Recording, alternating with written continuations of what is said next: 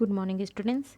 आज हम लोग हिंदी विषय में पाठ 18 ब्रजमाधुरी इस कविता को पढ़ेंगे, जिसके कवि हैं कवि पद्माकर जी, हरिचंद और बेनी। यह कविता जो है ब्रज भाषा में लिखी हुई है। ब्रज भाषा मूलतः ब्रज क्षेत्र की भाषा है। यह विक्रम की 13वीं शताब्दी से लेकर 20वीं शताब्दी तक भारत में साहित्यिक भाषा के रूप में प्रतिष्ठित रही। आज भी यह भाषा जो है मथुरा, आगरा और अलीगढ़ जिलों में बोली जाती है। इसे हम केंद्रीय ब्रज भाषा भी कह सकते हैं। प्रारंभ में ब्रज भाषा में ही काव्य रचना हुई। भक्ति काल, रीति काल और आधुनिक काल तथा आरंभिक वर्षों में प्रचुर मात्रा में साहित्य सृजन इस भाषा में हुआ, जिनमें सूरदास, रहीम, रसखान, बिहारी, केशव, धनानंद, भारतेंदु, जयशंकर प्रसाद आदि कवि जो हैं प्रमुख हैं। प्रस्तुत पद में भक्ति और श्रृंगार के भाव, सामर्थ्य और प्रवाह को देखा जा सकता है। तो यहाँ पर हम जो हैं सर्वप्रथम पद्माकर जी द्वारा जो रचित पंक्ति है उसे पढ़ेंगे और उसके भाव को समझेंगे। लेकिन उससे पहले हम पद्माकर जी के बारे में थोड़ा सा चर्चा कर लेते हैं, उनके बारे में थोड़ा जान लेते हैं, फिर आगे पंक्ति को पढ़ेंगे और उसके भाव को समझेंगे। कवि पद्माकर जी का जन्म 1755 में मध्य प्रदेश के सागर जिले में हुआ था। इनके पिता श्री मोहनलाल भट्ट अच्छे कवि थे। पद्माकर जी जैतपुर नरेश प्रताप सिंह तथा ग्वालियर नरेश दौलतराव सिंधिया के आश्रम में रहे। पद्माकर जी रीतिकालीन प्रसिद्ध कवि हैं और रीतिकाल के सबसे अधिक लोकप्रिय कवि भी हैं। हिंदी पद्य साहित्य में इनका महत्वपूर्ण स्थान है। मात्र 9 वर्ष की उम्र में ही पद्माकर उत्कृष्ट कविता लिखने लगे थे। पद्माकर राज दरबारी कवि के रूप में कई नरेशों के सम्मानित भी किए गए थे। और अब इनका जन्म तो हम जान गए। अगर इनकी मृत्यु की बात करें तो सन 1833 में गंगा तट पर इसी यशस्वी कवि का देहावसान हो गया था। कानपुर में गंगा नदी के किनारे 80 वर्ष की आयु में सन 1833 में इनका निधन हुआ था। और सागर में तालाब घाट पर पद्माकर जी की मूर्ति जो है आज भी स्थापित है। अब इनकी रचनाएं जैसे हैं या फिर इनकी काव्यगत विशेषताएं भी हैं। रचनाएं की अगर बात करें तो पद्माकर, गंगा लहरी, हिम्मत बहादुर विरुदावली, प्रताप सिंह विरुदावली, पद्माभरण, प्रबोध 50, ये जो है इनकी प्रमुख रचनाएं हैं। इनके काव्य की विशेषताओं को देखें तो इनके काव्य में रस एवं अलंकार के विवेचन में आचार्यवत की छाप मिलती है। षट्ऋतु वर्णन जो है बहुत प्रसिद्ध है। श्रृंगार, वीर और भक्ति रस की त्रिवेणी इनके काव्य में मिलती है और इनकी भाषा साहित्यिक ब्रज भाषा है। तो ये तो हुआ पद्माकर जी का सामान्य परिचय। अब पद्माकर जी के द्वारा जो रचित यहाँ पर पंक्ति दी गई है आपके बुक में पाठ 18 ब्रजमाधुरी, इसमें जो पंक्ति दी है, अब इस पंक्ति को हम पढ़ेंगे और उसके भाव को समझेंगे।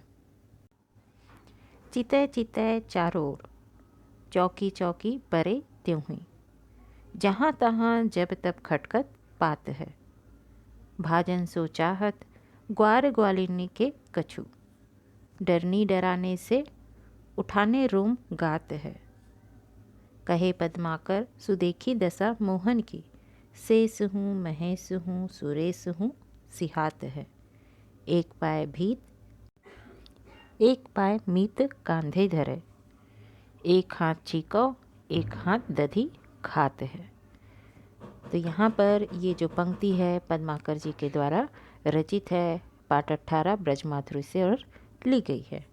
तो इस पद्यांश में, इस पंक्ति में जो कुछ शब्द हैं जिनके अर्थ को हम पहले जान लेते हैं, जिससे हमको इसकी भावार्थ को, इसकी व्याख्या करने में हमको आसानी होगी। तो देखिए, चिते चिते, चिते चिते माने ठोह। चिते चिते का मतलब होता है टोह। उसके बाद में दिया है चौकी चौकी, चुपके चुपके। फिर खटकत, खटकना यानी कि आहट होना। भाजन, भाजन यानी भागना या फिर भाग जाना। उसी प्रकार से यहाँ पर दिया हुआ है रोम। रोम का मतलब होता है देह के बाल। गात यानी कि गात यानी यहाँ पर शरीर से है। फिर उसके बाद आगे देखिए भीत। भीत का मतलब होता है यहाँ पर दीवार। मीत यानी मित्र होता है। उसके बाद में छिकाव आया है। छिकाव यानी कि छिका जैसे कि किसी वस्तु को रस्सी से लटकाते हैं, यानी कि रस्सी से लटकता हुआ फंदा जिस पर किसी भी पशु से या फिर बिल्ली से आदि के डर से दूध या फिर कोई खाने की जो वस्तुएं होती हैं उसको रखते हैं, उसी को कहते हैं छिका। दधी। दधी यानी दही। अब ये शब्दों के अर्थ हो गए। अब इसके बाद में हम ये जो पंक्ति दी हुई है तो इसका संदर्भ जो है इस प्रकार से होगा कि यह पद्माकर कवि द्वारा रचित है और ब्रजमाधुरी नामक पाठ से लिया गया है। इसका प्रसंग जो है, इसमें जो प्रमुख बातें आ रही हैं, कवि ने यहाँ पर कृष्ण द्वारा दही चुराने की घटना का सुंदर चित्रण किया है। ये होगा इसका प्रसंग। अब व्याख्या इसका इस प्रकार से होगा। चितय चितय चारों ओर चौकी चौकी परे ते हुई। कृष्ण जो है अपने बाल सखाओं के साथ किसी ग्वालिनी के घर दही चुराने को जाते हैं। वे बड़ी ही सावधानी के साथ आगे बढ़ते हैं। चिते चिते चारों ओर चौकी चौकी परे त्यों हुई। वे चुपके चुपके बड़ी सावधानी पूर्वक जो है किसी ग्वालिनी के घर जाते हैं, किंतु जब भी जहाँ तहाँ जब तब खटखट पाते हैं, किंतु जब भी कहीं कोई पत्ता खड़कता है, जब कहीं कोई पत्ता खड़कता है, भाजन सो चाहत ग्वार ग्वालिनी के कछु। तो क्या होता है कि वो चौक करके चारों ओर देखने लगते हैं। जब भी कहीं से कोई आहट पाते हैं, किसी पत्ते के खड़कने की आवाज़ को सुनते हैं तो चौक कर चारों ओर देखने लगते हैं। डरने डराने से उठाने रोम गाते हैं। इसी बीच क्या होता है कि गांव की एक ग्वालिनी उन्हें किसी चीज़ का भय बता करके, गांव की जो एक ग्वालिनी है उन्हें किसी चीज़ का भय बता करके डरा देती है, जिससे उनके शरीर का रोम रोम जो है उठ जाता है, या फिर जिससे उनका पूरा शरीर जो है रोमांचित हो उठता है।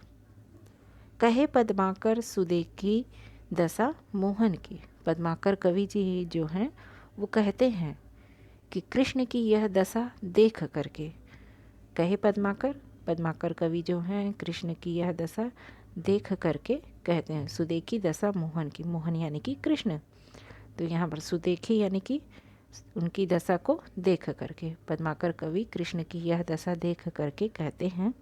शेष हूँ महेश हूँ सुरेश हूँ सिहात है।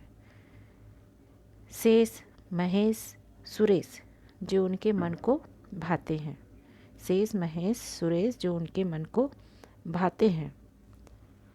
एक पाए भीत एक पाए मीत कांधे धरे। अब क्या बोल रहे हैं कि जो उनके मन को भाते हैं, ग्वालिनी के घर जो उनके मन को भाते हैं, उनके साथ किसी ग्वालिनी के घर पहुंचकर एक पैर जो है, एक पाए भीत यानी कि भीत यानी दीवार, एक पैर जो है दीवार पर और एक पाए मीत कांधे धरे, और एक पैर को क्या करते हैं मित्र के कंधे पर रखते हैं। एक पैर को दीवार पर रखते हैं और एक पैर को मित्र के कंधे पर रखते हैं। एक हाथ छीको एक हाथ दधी खात है। एक हाथ से क्या करते हैं, छीके को पकड़ते हैं और एक हाथ से दधी को खाते हैं। दधी यानी कि दही या फिर माखन कह सकते हैं। तो एक हाथ से छीके को पकड़ते हैं और एक हाथ से दही को खाते हैं और अपने मित्रों को भी खिलाते हैं।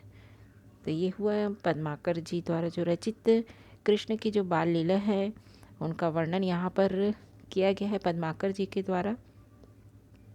आगे की क्लास में हम जो बेनी जी द्वारा रचित पंक्ति दी है उसे हम अगली क्लास में पढ़ेंगे।